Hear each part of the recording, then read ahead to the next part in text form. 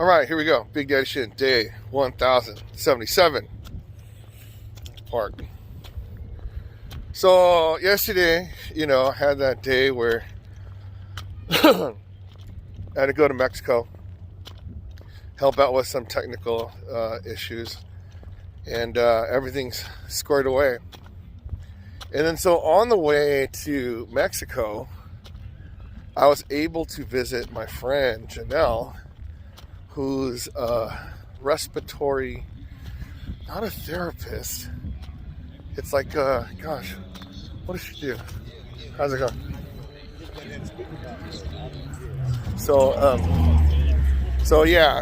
it turns out that she's like the smartest girl that I know, maybe smartest person I know. So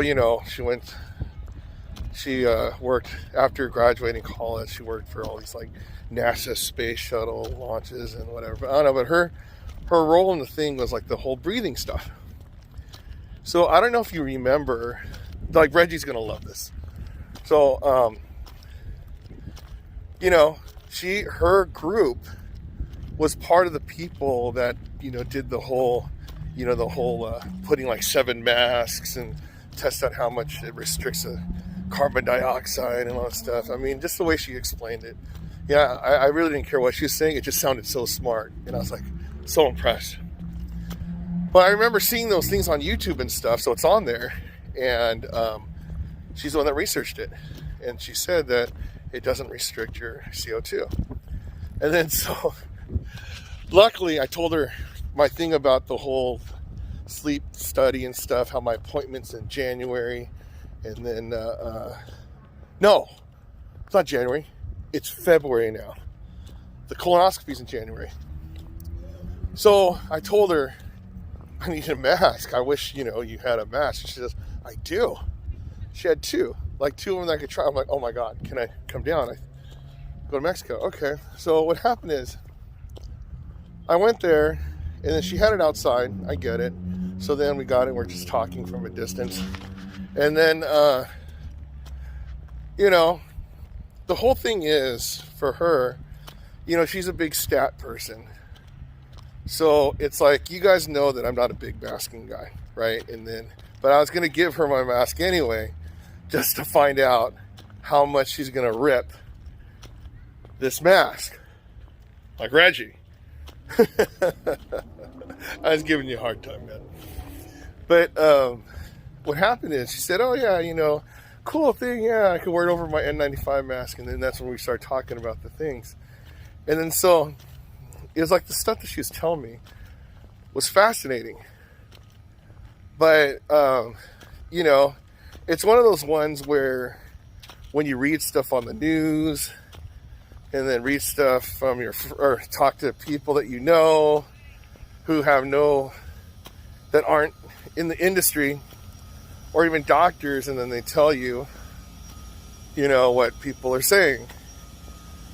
But yes, my friend is not a doctor, but she's a scientist that works in the actual testing of the stuff. So yes, you have a virus that's totally correct. And then now they're working on ways to I don't know, they're all secrets and stuff.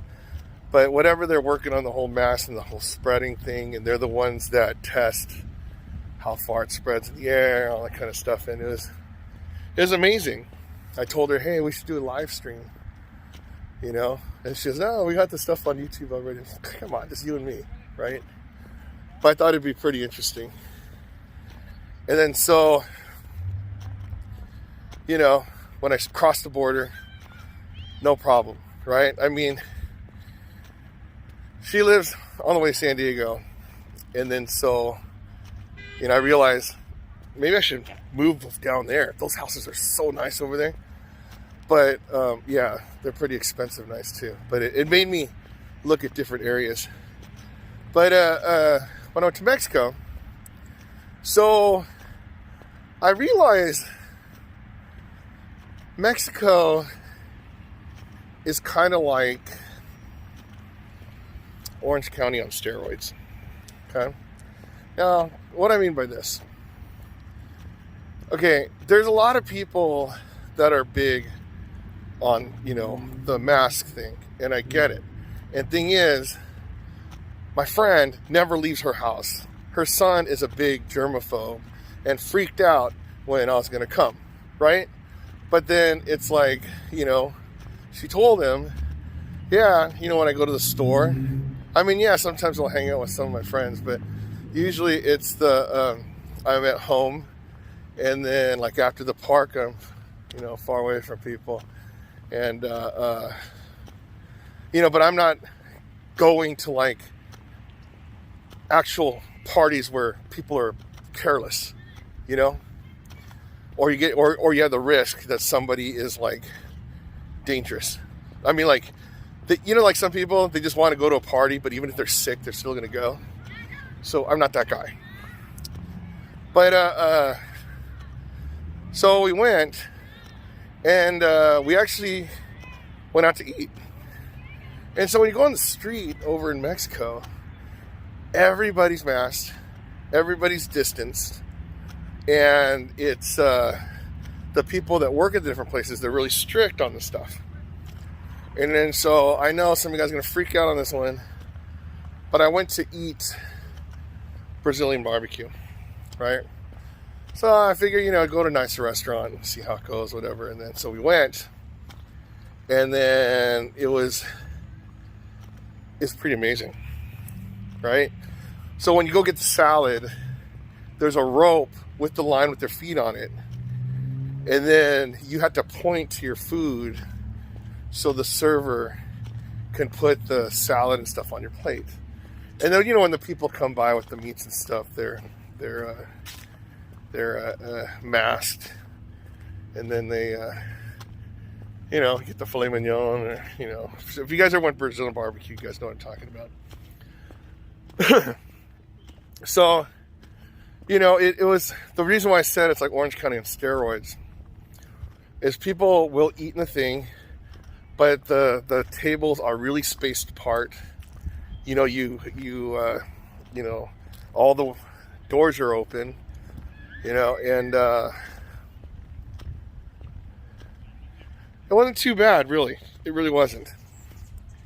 And then so I saw that, you know, they have like the shopping centers and you know, Costco and all that kind of stuff. I actually went to Costco yesterday too. And the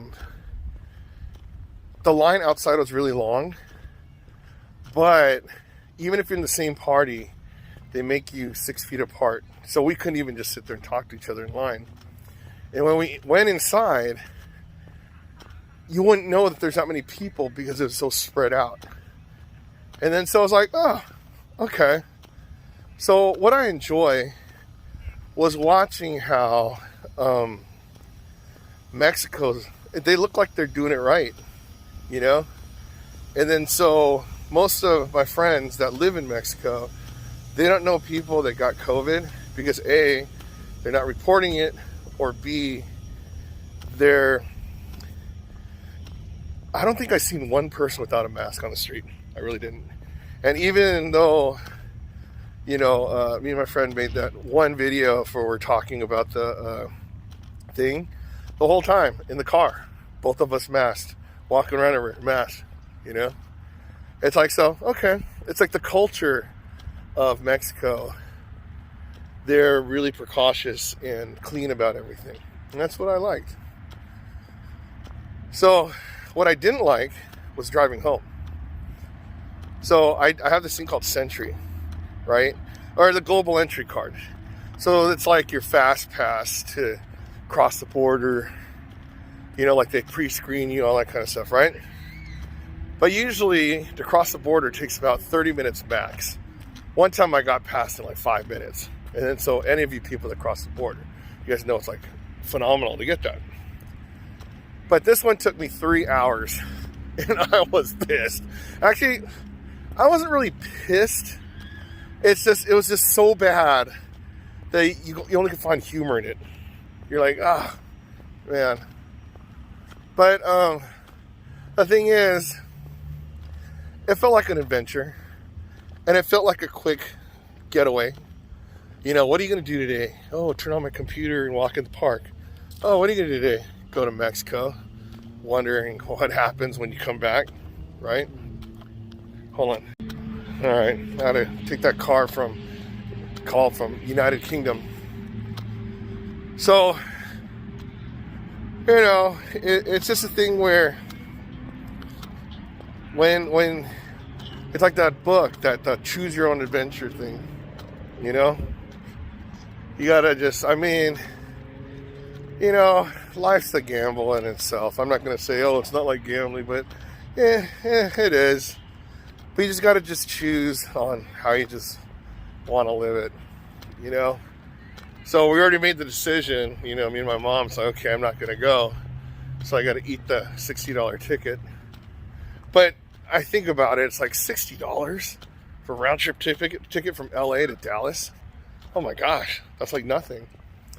It's like I feel good just donating it so the airlines could still keep in business, because when everything opens up again, right, then we're gonna need those planes to go from here and there. So that's one thing, thinking of it. But, you know, until then, you know, I had some deep conversations, because, you know, when you drive or you're in line for that long, you call just basically whoever will pick up. And then so, yeah. But anyways, I'm just glad I was able to do something different, right? You know, it's pretty fascinating. I think I talked to you guys about the whole circadian rhythm thing a couple of days ago. And then, so I was talking to my friend Janelle about that. And then she's you know, if you have jet lag, all you have to do is go in the sun, and then it'll balance out your circadian rhythm. I go, what? And then she said, yeah, I mean, did you ever try that? I'm like, no. You know, but it was something about, you know, like, how does the night and day affect you? But it's like, you know, some people, they try to stay up, like, whatever. I thought that's what she's going to say. Like, oh, yeah, you stay up for an indefinite long period of time and then sleep at night. But it's actually going in the sun, and it's supposed to help your body adjust. Fascinating. All right, there you go. Day 1077 in the books. So, you know, the whole thing about, like, you know, you listen to your friends, and, you know, and then so some, they have great advice, but some actually do the research on the great advice. So you kind of have to listen to them just a little bit more. So, I mean, no, a lot of it more. And then so, you know, it comes down to, you know, I mean, yeah, of course, it comes down to what you believe and everything too. But then when you have friends that are actually being the scientists behind the research, you know, that's pretty much more weight going on over there. But it's like that. This is why you're always constantly learning different things and how to adjust and all that stuff. But I know that, you know, I still go out and I still do stuff, and I think about, like, you know, the calculated risks like I do before. But it's like my whole mentality on everything is it's changing, right? I mean, I'm still same dude, but then the more information you hear, it's like you have to weigh it against the information that you see, and you know, you have to evaluate, like, you know, the sources. So I don't know. That's why it's like, in the meantime, to not think about it, I'll stay home by myself. I'll work by myself, and, you know, time to time you go see some people. The whole, you know, the social distancing and taking care of yourself and hang around people that take care of themselves, and then, you know, that's what it's going to come down to eventually. You want to hang around with people that take care of themselves, right? And it's all up to us to be responsible for our own selves. Now, doesn't mean, that's why you see me rarely hang out with a stranger I mean, you know, time to time, you know, on some of these videos, I meet some stranger or whatever. I get it, right? But I don't go out seeking that interaction, even though I guess that kind of interaction is like, you know, filling up your car with gas or going to Costco, go to In-N-Out. But, you know, just evaluating your connections. So Big Daddy Shin, day 1077. If I got exercise 1077 days in a row, you get exercise 1077 days in a row. So if I could do it, you could do it. I'm doing it. Evaluating connections.